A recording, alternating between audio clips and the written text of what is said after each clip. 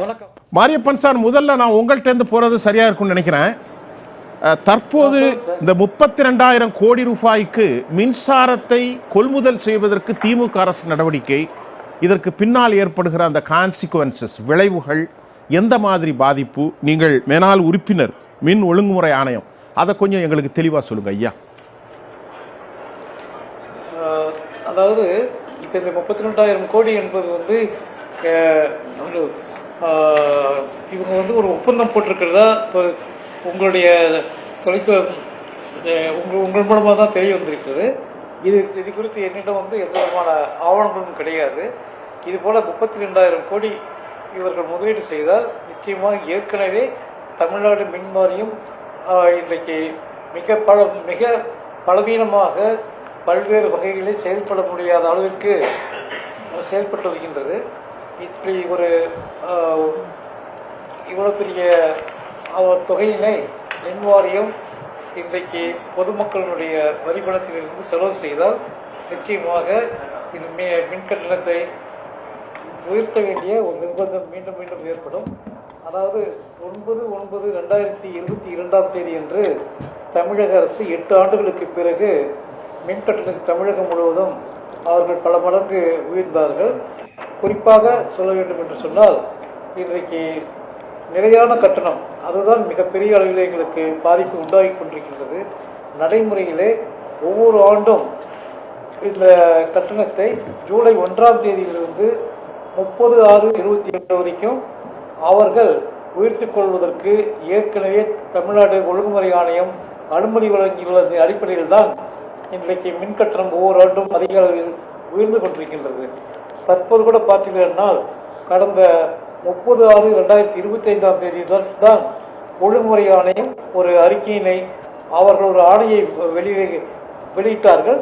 அந்த ஆணையின்படி ஏற்கனவே 50 கிலோவாட்டுக்கு கீழ் இருப்பவர்கள் மட்டும்தான் விலக்களித்துவிட்டு மற்றவர்களுக்கெல்லாம் பல மடங்கு உயர்த்திருக்கின்றார்கள். எனவே ஏற்கனவே பல சுமைகளை கன்சியூமர்கள், அதாவது மின் நுகர்வோருக்கு இந்த மின் வாரியம் அதிகரித்திருக்கின்றது. இந்த சூழ்நிலையில் 32,000 கோடி அளவிற்கெல்லாம் இன்றைக்கு அந்த பணத்தை எவ்வாறு ஈடு செய்ய போகின்றார்கள்? அப்படியெல்லாம் வந்தால் அதை கட்டக்கூடிய ஏற்கனவே தமிழகத்திலே இந்த மின் கட்டண உயர்வால் ஆயிரக்கணக்கான தொழிற்சாலைகள் பாதிக்கப்பட்டு கொரோனா பீரியடுக்கு பிறகு பார்த்தீங்கன்னா கடந்த 4 ஆண்டுகளாக மிகப்பெரிய அளவில் பாதிக்கப்பட்டிருக்கின்றோம். இதுபோல இந்த 32,000 கோடியெல்லாம் இன்றைக்கு தமிழக அரசு அதில் சந்திக்க நேர்ந்தால் அதன் மூலமாக நிச்சயமாக குடிசை தொழில்கள் முதற்கொண்டு அனைவரையும் பாதிக்கப்படக்கூடிய ஒரு சூழ்நிலை தான் நிச்சயமாக ஏற்படும். ஏற்கனவே உயர்த்தப்பட்டிருக்கூடிய மின் கட்டணத்தை நாங்கள் குறைக்க வேண்டும், ரத்து செய்ய வேண்டும் என்று பல்வேறு காலகட்டங்களில் போராட்டங்களும் ஆர்ப்பாட்டங்களும் செய்திருக்கின்றோம். சம்பந்தப்பட்ட மின்துறை அதிகாரிகளிடம் மின்சாரத்துறை அமைச்சர் மற்றும் முதலமைச்சர் வரைக்கும் கூட தங்களெல்லாம் பேச்சுவார்த்தை நடத்தி ஓரளவுக்கு குறைக்க முடிந்தது. ஆனால் இது போன்ற ஒரு பெரிய இதை இன்றைக்கு ஒரு குருவித்தலையை பணங்காய் வைத்தது போல ஆகிவிடும் என்றுதான் பயப்படுகின்றோம். மாரியப்பன் சார், நம்முடைய இந்த பேனலுக்குள்ள நிறைய விஷயங்களை சொல்லியிருக்கோம். நீங்க சொல்லுங்க சார், இப்போ இவ்வளவு வருமானம் வருகிறது, எங்கே செல்கிறது, என்ன விவகாரம், எங்க இடத்துல லீக்கேஜ் இருக்கதாக நீங்க பாக்குறீங்க திரு மாரியப்பன்? அதாவது சார், இப்போ வந்துட்டு அமெரிக்க ஜனாதிபதி 25% நமக்கு இறக்குமதி உயர்த்திருக்கிறார். இதனால இன்னைக்கு தமிழ்நாட்டில் இருக்கக்கூடிய குறிப்பாக டெக்ஸ்டைல் இண்டஸ்ட்ரி, ஆட்டோமொபைல் இண்டஸ்ட்ரி, இந்த ரெண்டு தான் இன்னைக்கு மிகப்பெரிய அளவில் பாதிக்கப்பட்டு. இந்த சூழ்நிலையில் இந்த 32,000 கோடி இவர்கள் அதிகமாக வாங்கி அதனால் ஏற்படக்கூடிய அத்தனை செலவுகளையும் மீண்டும் மீண்டும் இந்த சிறு குறு தொழில் நிறுவனங்களுக்கு அவர்கள் பகிர்ந்து கொடுக்கக்கூடிய ஒரு சூழ்நிலை வந்தால் நிச்சயமாக தமிழ்நாட்டிலே எம்எஸ்எம்இ நிறுவனங்கள் செயல்படவே முடியாத ஒரு சூழ்நிலை உருவாகிவிடும். இன்றைக்கு 50 கிலோவாட் வரைக்கும் தான் அவர்கள் மின் கட்டணத்தை உயர்த்தாமல் இருக்கின்றார்கள். இந்த 30/6/2025 அன்றைக்கு தான் அவர்கள் 1ஆம் தேதியிலிருந்து மின் கட்டணத்தை உயர்த்தப் போகின்றோம் என்று சொல்லி போது எங்களால் எதுவுமே எங்களால் அவர்கள் அரசாங்கத்திற்கோ தமிழ்நாடு மின் வாரியத்திற்குள்ளேயோ என்ன செய்ய போகின்றார்கள் என்பது கூட தெரியாத அளவிற்கு எங்களுக்கு டைமே கொடுக்கவில்லை. அதுபோல இப்போ 32,000 கோடி எந்த வகையிலே அவர்கள் பயன்படுத்தப் போகின்றார்கள். அதனால் என்ன மாதிரியான ஆதாயங்கள் தமிழக மின் வாரியத்துக்கு கிடைக்கப் போகின்றது, கன்சியூமர்களுக்கு என்ன கிடைக்கப் போகின்றது என்பது ஒரு தெளிவான ஒரு அறிவிப்பு வந்தால் ஒழிய நமக்கு இதனால் ஏற்படக்கூடிய முழுமையான பாதிப்புகளை நாம் அதனை செயல்படுத்துவதால் ஏற்படக்கூடியது இன்றைக்கு அறிய முடியாத ஒரு நிலைவிக்கின்றோம். இன்றைக்கு ராதாகிருஷ்ணன் அவர்கள் மிக தெளிவாக குறிப்பிட்டார்கள்.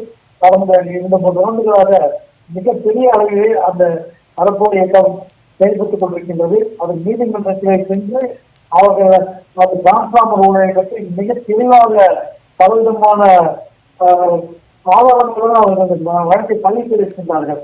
அந்த அவர்களுடைய தைரியமான அந்த நடவடிக்கை கொண்டு ஒவ்வொரு மின் உபயோகர்களும் ஒரு கன்சியூமரும் அந்த இயக்கத்தை சார்ந்த அனைத்து நண்பர்களுக்கும் நாங்கள் நடிப்ப கடன்பட்டிருக்கின்றோம் என்று சொன்னால் இன்றைக்கு அந்த அளவிற்கு இன்றைக்கு அந்த டிரான்ஸ்பார்மர் ஊழல் நடைபெற்றிருப்பதற்கு மற்ற மாநிலங்களில் என்ன கொள்முதல் என்ன இருக்கின்றது, தற்போது இவர்கள் என்ன விலைக்கு கொடுத்திருக்கிறார்கள், அதுவும் 30 ஒரே விலைக்கு ஒரு சிண்டிகேட் ஃபார்ம் பண்ணி இப்படியாக செய்திருக்கின்றார்கள். இப்படிப்பட்ட ஒரு ஊழல்களை கருத்து நிறுவனத்தினாலுடைய நம்முடைய தமிழ்நாட்டிலே மின் கட்டணத்தை நாம் உழைக்காமல் இருக்க முடியாது. இரண்டாவது, தரமான மின்சாரத்தை உற்பத்தி செய்வதற்கு இன்றைக்கு தரமான நிலக்கரியை நாம் இங்க தமிழகத்தில் வாங்க வேண்டும். அதே போல ஒவ்வொரு தெர்மல் பவர் ஸ்டேஷன்களையும் பார்த்தீங்கன்னா உற்பத்தி செய்வது இன்றைக்கு நண்பர்கள் குறிப்பிட்டார்கள்.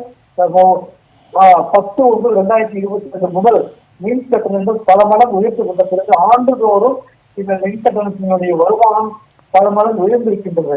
ஆனால் அந்த உதவியினால் ஏற்கனவே ஏற்பட்டிருக்கக்கூடிய மட்டத்தை இந்த மின் கட்டணத்தை நாங்கள் எல்லாம் பிறகும் குறைக்க முடியாத ஒரு அவர்நிலை ஏற்பட்டுக் கொண்டிருக்கின்றது.